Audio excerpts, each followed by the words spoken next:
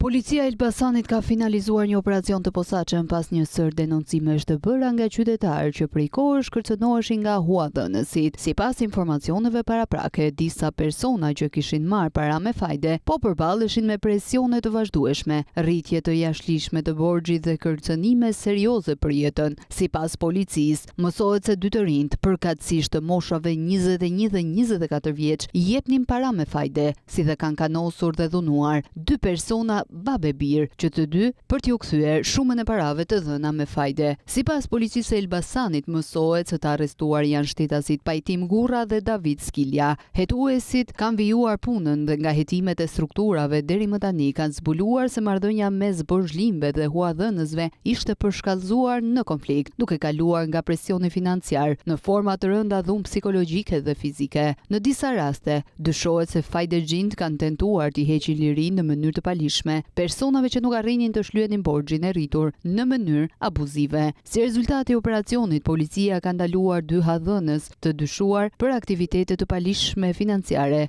kërcënim dhe tentativë për heqje të palishme lirie, materialet që janë referuar prokurorisë së Elbasanit për veprime të mëtejshme proceduriale. Policia e shtetit ka nxitur qytetarët të denoncojnë çdo rast të ushtrimit të fajdeve, kërcënimeve apo presioneve, duke garantuar agim të menjëhershëm dhe mbrojtje të plotë nga autoritetet.